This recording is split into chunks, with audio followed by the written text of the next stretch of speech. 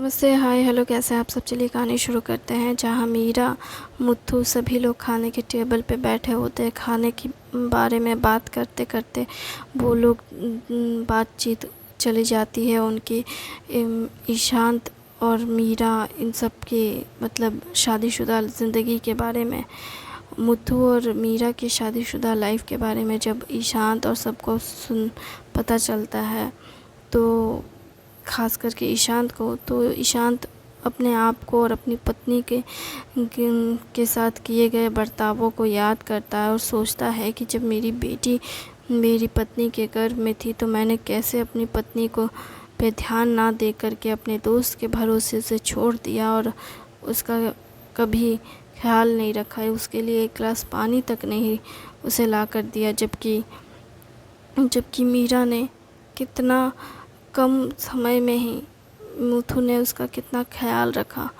उसके इतना प्यार किया। जिस पर दादी पूछ बैठती है, जब ईशांत ये सब सोच रहा होता है तो दादी बातों ही बातों में पूछ बैठती है कि तुम दोनों की लव मैरिज थी। जिस पर मीरा थोड़ी शर्मा जाती है। मुथु कहता है, दादी ये सवाल आप क्यों पूछ रही है। जिस पर दादी कहती है, अरे मैं भी तो माँ जैसी हूँ ना तुम्हारी, तो पूछ रही हूँ, अपनी माँ को नहीं बताओगे।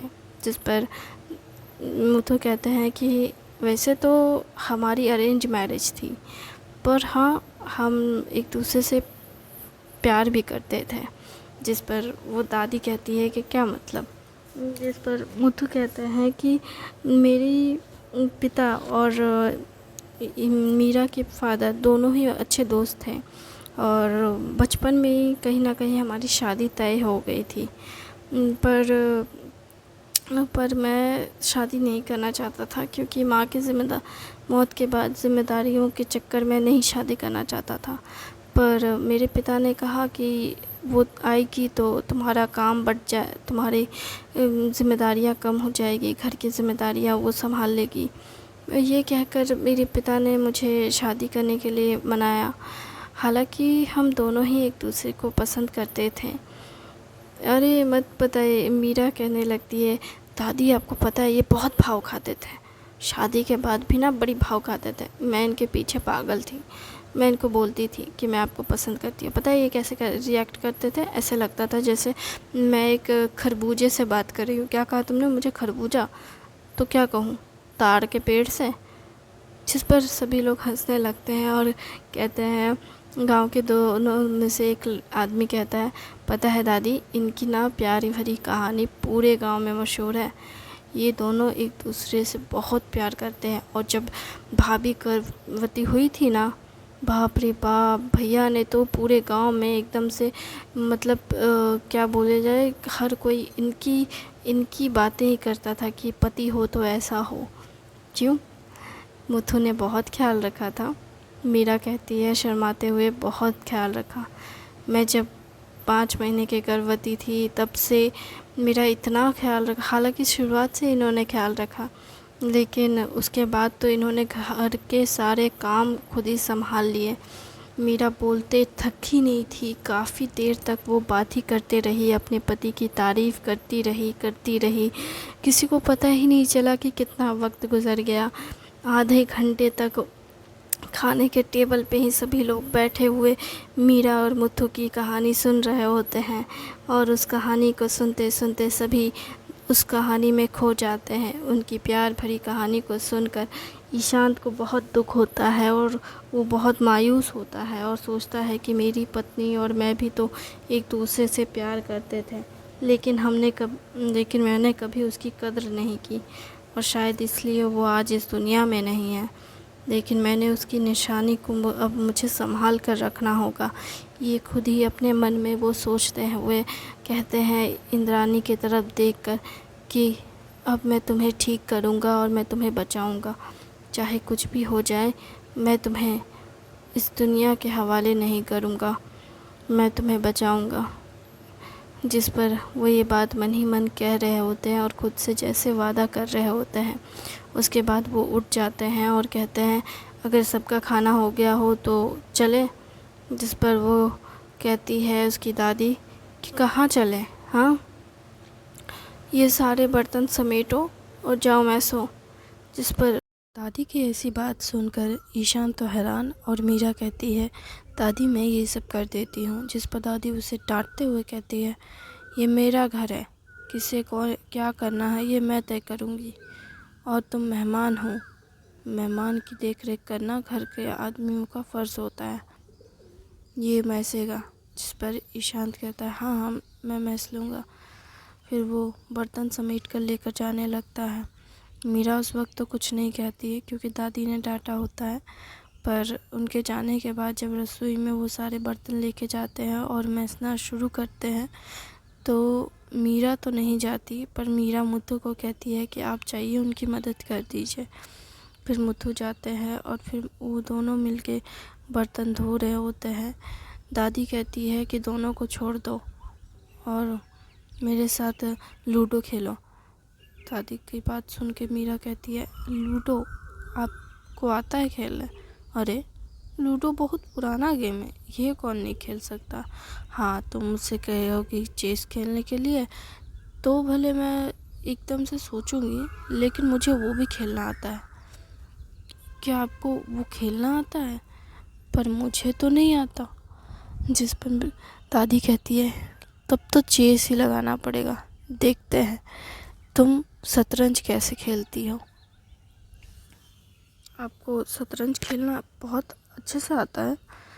नहीं, पहले तो ईशान के पिताजी के साथ खेला करती थी।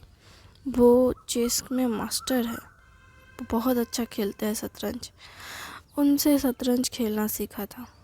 उनको जब समय मिलता था और जब मैं घर में खाली बैठी रहती थी तो कहते थे, लाओ शतरंज बैठाते हैं। हम लोग वहाँ जो बोर्ड रखा हुआ है ना, एक टेबल था, उस टेबल के ऊपर शतरंज बिछा हुआ था।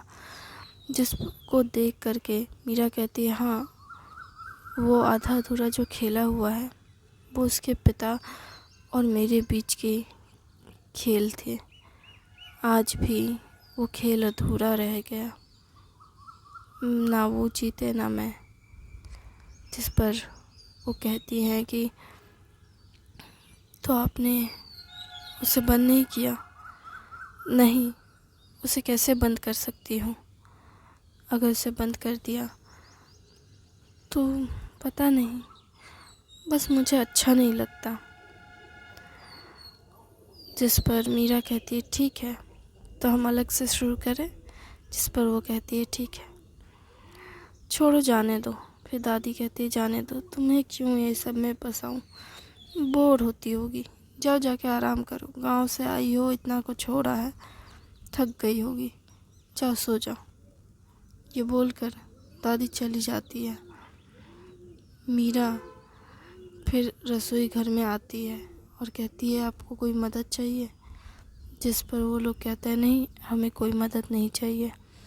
जिस पर ईशान से कहती है, आपकी माँ परेशान है क्या? जिस पर ईशान कहता है, नहीं तो नहीं, मतलब आपके पिता के जाने के बाद। जिस पर वो कहते हैं, मेरे पिता, हाँ मेरे पिता के जाने के बाद मेरी माँ थोड़ी परेशान तो थी, लेकिन अब वो ठीक है। जिस पर मीरा समझ जाती है कि उनके बेटे को भी उनके बारे में ज़्यादा कुछ नहीं पता। वो चुपचाप से जाने लगती है इंद्रानी के तरफ। इंद्रानी के तरफ जा रही होती है नानी के कमरे में, तो सामने दादी का कमरा पड़ता है। दादी के कमरे से होते हुए जाती है तो दरवाज़ा खुला रहता है, तो वो देखती है दादी कुछ दवाइयाँ खा रही है। दादी को दवाइयाँ खाते हुए देख इन मीरा कुछ नहीं कहती और फिर चली जाती है। उसके जाते ही दादी फिर सो जाती है और मीरा इंद्रानी के कमरे में जाकर कहती है, तुम्हें पता है तुम्हारी दादी बीमार है? इंद्रानी कहती है, अब क्या कह रही हैं माँ? जिस पर इंद्रानी की बात सुन मीरा कहती है, तुम्हें पता है ना सब कुछ? जिस पर इंद्रानी कहती है, हाँ आपको भी पता चल गया? जिस पर मीरा कहती है, हाँ मुझे पता चल गया। तुम्हारी दादी दवाइयाँ खा रही है। वो कहती है कि हाँ, वो नींद की दवाइयाँ खाती है ताकि नींद आए। जिस पर वो कहती है कि अच्छा। फिर वो अपनी बेटी के पास बैठती है और कहती है, क्या तुम परेशान हो, दुखी हो, कुछ हुआ है? जिस पर इंद्रानी अपनी माँ की ऐसी बातें सुन कहती है, क्या बात है माँ, आप मुझसे ऐसे सवाल क्यों कर रही हैं? जिस पर मीरा कहती है, मैं तुमसे ये सवाल ना करूँ तो किससे करूँ?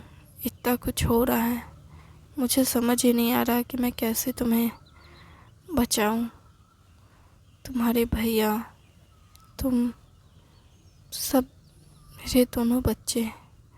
जैसे जिस पर इंद्रानी कहती है, माँ इतना मत सोचिए, जो होना है वो होकर रहेगा। आप या मैं कुछ कर नहीं सकते। क्यों नहीं कर सकते? मैं तुम्हारी मदद करना चाहती हूँ, तुम्हें प्रोटेक्ट करना चाहती हूँ, पूरी दुनिया से कहना चाहती हूँ कि मेरी बेटी ने कुछ नहीं किया। हाँ, लेकिन मुझे लगता है कि पूरी दुनिया से ये कहना कि मैंने कुछ नहीं किया और फिर भी उनका मुझ पे इल्ज़ाम लगाना, दोनों ही बेकार है। क्या मतलब ये कि अगर मैं कहूँ कि मैं अगर किसी से ये कहती हूँ कि मैं बेगुनाह हूँ, तो ऐसा लगेगा जैसे मैं सफाई दे रही हूँ, और मुझे सफाई देना पसंद नहीं माँ। मैं जो हूँ सो हूँ, मुझे अलग से किसी को साबित नहीं करनी कि मैं कौन हूँ। लेकिन बेटी, साबित करने के लिए कुछ करने की ज़रूरत नहीं होती है, बस खुद को सही बताने के लिए हमें खुद दूसरों से कहने की ज़रूरत होती है। हाँ, लेकिन मुझे दूसरों से ये नहीं चाहिए कि वो मुझे सिंपैथी दिखाएं, और ना ही मुझे ये चाहिए कि वो मुझसे डरे। मैं किसी को डराना भी नहीं चाहती और मैं किसी की सिंपैथी भी नहीं चाहती। मैं नहीं चाहती कि कोई मेरी वजह से परेशान हो या दुखी हो, और ना ही मैं ये चाहती हूँ कि कोई मेरी ताकत का फ़ायदा उठाए। हो सकता है कि इस दुनिया में कई ऐसे लोग हैं जो मेरी ताकत को जान मेरी ताकत का फ़ायदा उठाए, और कुछ ऐसे लोग भी होंगे जो मुझसे सिंपैथी रखें। और मैं दोनों में से कुछ भी नहीं चाहती। ना मुझे किसी की सिंपैथी चाहिए, ना मुझे किसी की ताकत बनने का शौक़ है, किसी का ग़ुलाम बनकर जीने का शौक़ है। मैं नहीं चाहती कि कोई मेरा दिमाग हैक करे। मतलब माँ, आपको पता ही है जो कुछ भी वहाँ हुआ वो कैसे और क्यों हुआ। अंकल जिस तरह से लोगों के माइंड को कंट्रोल करने की कोशिश कर रहे हैं, मैं तो उनकी पहली एक्सपेरिमेंट हूँ, वो भी जेनेटिकली, बायोलॉजिकली। ऐसा नहीं बोलते, ये सच है माँ। मैं मेरे पिता के गर्भ में थी, मतलब मेरी माँ के गर्भ में थी, तभी मैं ऐसी बन गई। आपको लगता है कि मेरे पिता मुझे बचा पाएंगे? मुझे नहीं लगता, पर हाँ, मुझे इतना यकीन है कि वो भैया को ठीक कर सकते हैं। इसलिए मैं भैया के ठीक होने के लिए यहाँ रुकना चाहती हूँ, ताकि वो मेरी एनर्जी को समझ सके और भैया को ठीक कर सके। लेकिन ये बहुत मुश्किल काम है, मुश्किल है पर नामुमकिन नहीं, उनके लिए तो नहीं है। इसलिए मैं चाहती हूँ कि वो भैया को ठीक करे, और हो सकता है कि उनके पास ऐसा कोई तोड़ हो जिससे मैं भी किसी के काबू में ना जाऊँ। मैं भी अपने काबू में जैसे अब तक हूँ आगे भी रहूँ। मैं जानती हूँ ये मुश्किल है, पर ये नामुमकिन नहीं है, ये भी मैं जानती हूँ। माँ अपनी बेटी की बात सुन कहती है, बेटी अगर तुम्हें कोई काबू में कर भी ले तो तुम्हारी माँ है ना तुम्हें उस कैद से बाहर निकालने के लिए। माँ मैं नहीं चाहती कि भैया की तरह मैं आपको चोट पहुँचाऊँ। भैया को भी इस सब का बहुत पछतावा है और मैं आज समझ सकती हूँ कि भैया कितने डरे हुए हैं कि कहीं वो किसी को नुकसान ना पहुँचा दे, कहीं कोई उन्हें उकसा ना दे। वो डर से घर के बाहर नहीं निकलते, वो डर उन्हें तकलीफ़ देता है और इसलिए वो किसी भी हद तक खुद को सज़ा देने के लिए तैयार है। और आपको ये बात नहीं पता, पर मैं जानती हूँ कि वो खुद को सज़ा देने के लिए तैयार है।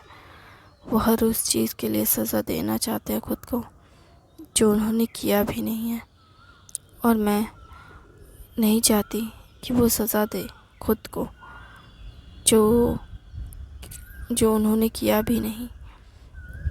इसलिए मैं बस आपसे चाहती हूँ कि आप भैया को समझें और भैया को माफ़ कर दें, क्योंकि गलती उनकी नहीं है और ना ही हमारी। इसलिए ये बात तो हम सबको पता है कि गलती उसकी नहीं है और ना ही हमारी है, लेकिन ये बात भैया को कैसे समझाए। वो खुद को सज़ा देने के लिए तैयार है और जब से मैं आई हूँ मैं उनकी आंखों में वो डर, वो तकलीफ़ देख रही हूँ। वो बहुत गिल्टी महसूस करते हैं कि उनके माता पिता को उन्होंने चोट पहुंचाई, और मैं जानती हूँ वो खुद को सज़ा देना चाहते हैं। वो अलग बात है कि वो मेरी बात मान वो खुद को भी सज़ा नहीं दे रहे हैं, लेकिन ये कब तक चलेगा मुझे भी नहीं पता। वो खुद को कब तक रोक रखेंगे ये भी नहीं पता। हो सकता है कि वो कल को खुद को सज़ा दे दें, और मैं नहीं चाहती कि वो खुद को सज़ा दें, ख़ास करके उस गलती के लिए जो उन्होंने किया ही नहीं। बेटी मैं जानती हूँ, इसलिए मुझे लगता है कि माँ आपको मुझसे नहीं भैया के पास जाना चाहिए, भैया को गले लगाना चाहिए। उन्होंने बहुत कुछ सहा है, बहुत बड़ा सफ़र तय किया है अकेले ही। उन्हें अपनी माँ की ज़रूरत होगी। तो इंद्रानी की बात सुन मीरा कहती है, ठीक है मैं तब तुम्हारे भैया के पास जाती हूँ। फिर वो अपनी इंद्रानी के पास फिर आती है और कहती है, इसका ये मतलब मत समझना कि हमें तुमसे प्यार नहीं, हम भी तुमसे बहुत प्यार करते हैं। जैसे मैं तुम्हारे भैया से प्यार करती हूँ वैसे मैं तुमसे भी बहुत प्यार करती हूँ, ठीक है। जिस पर इंद्रानी कहती है, मैं जानती हूँ माँ, आप फ़िक्र मत कीजिए, आप जाइए और भैया का ध्यान रखिए। आपको मेरे बारे में सोचने की ज़रूरत नहीं है, मैं अपना ध्यान रख सकती हूँ। बस आप भैया को संभाल कर रखिए, उन्हें एहसास मत होने दीजिए कि उनकी गलती से वो ऐसे कर रहे हैं।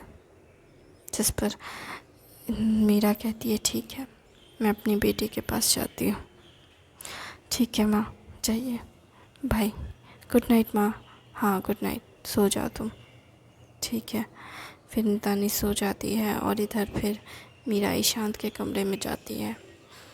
ईशांत के पास जाकर बैठती है तो ईशांत एकदम से चमक कर उठ जाता है और कहता है, माँ आप यहाँ क्या कर रही हैं। जिस पर मीरा कहती है, मैं अपनी बेटी से मिलने आई हूँ, और क्या, साथ में खाना खाएं तो अच्छा लगा तुम्हें। जिस पर ईशांत कहता है, डर लगा कहीं मैं आपको चोट ना पहुँचा दूँ, कहीं खाने का टेबल ना मैं उलट दूँ, डर लगा कि कुछ ऐसा ना कर दूँ जिससे घर का माहौल बिगड़ जाए। ठीक है, लेकिन इस डर से डरने की क्या ज़रूरत है।